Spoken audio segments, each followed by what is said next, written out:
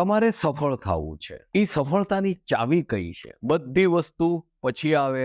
Positive thinking, આ તે લસણ છે, કાંદા છે, એ બધી વસ્તુ પછી આવે. પણ સૌથી પહેલા આવે છે તમારો સ્વભાવ. જી મિત્રો, તમારો સ્વભાવ જેટલો વિનમ્ર હશે, તમે જેટલા ઠરેલા હશો, તમે જેટલું ઓછું બોલશો, તમે જેટલા વિવેકી હશો, તમે અમીર હો કે ગરીબ હો, તમે એક અમીર થઈને ગરીબ સાથે વાત કરવા ઉભા રહ્યા.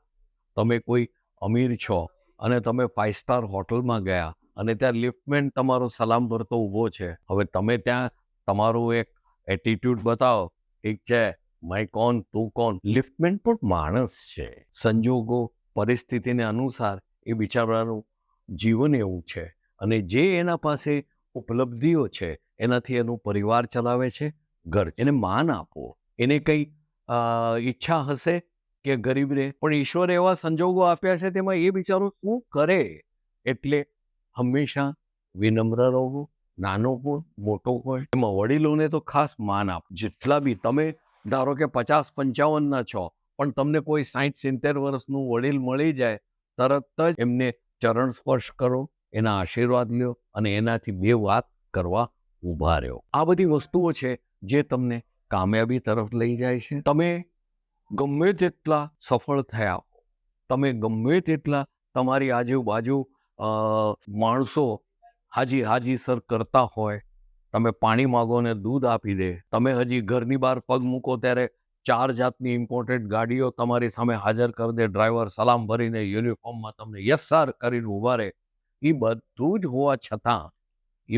હોવા છતાં always be down to ground. તમારા પગને જમીનમાં જોડી રાખ. હંમેશા વિનમ્ર રહો. ખાસ કરીને સ્ત્રીઓ તરફ હંમેશા એને માની દ્રષ્ટિએ જોવો, એને તમે માન આપો, એને હંમેશા 2 નામે બોલાવો. કોઈ બી નાનું બાળક, એક કન્યા છે કે મોટી સ્ત્રી છે, એને તમે એક નામે નહીં બોલાવો, તમે જ કહીને બોલાવો. આ આપણું ગુજરાતીનું એક જે ટાટા એમ્પાયરના પ્રગતિ પર પ્રગતિ, આમ તો જમશેદજી ટાટા હતા, એમના પરપૌત્ર થાય.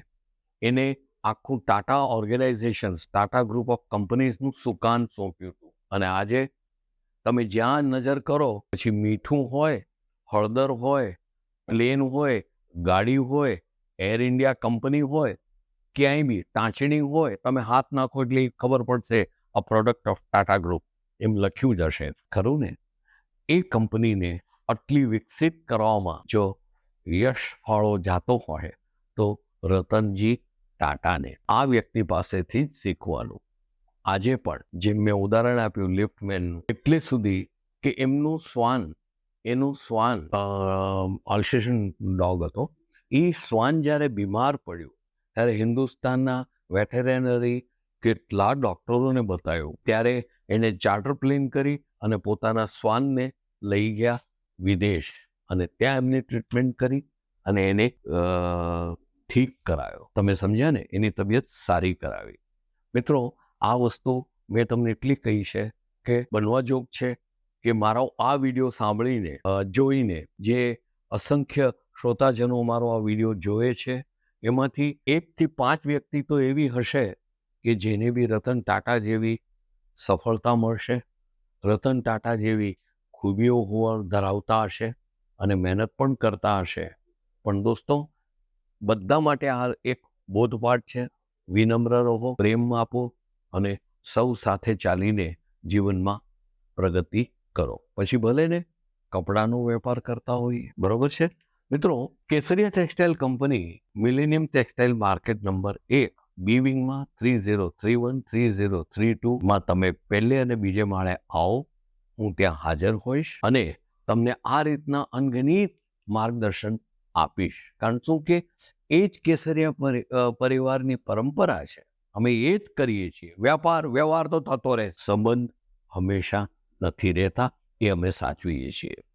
મિત્રો, સાથે સાથે આજે વાત નીકળી છે તો બધાનો આભાર માની લો કે જે વ્યક્તિઓ આખા ગુજરાતમાંથી અહીંયા આવે છે, એ લોકો મને મળે છે, મારો વિડીયો જોઈને આવ્યા છે એમ કહે છે, એ બધાનો હૃદયપૂર્વક આભાર માનું છું. પણ સાથે સાથે મિત્રો, તમને એક વિનંતી કરું છું કે હું જ્યારે તમારા બિલ જોઉં છું ને ત્યારે બિલનો આંકડો કેટલો હોય છે? 25,000, 60,000, 70,000.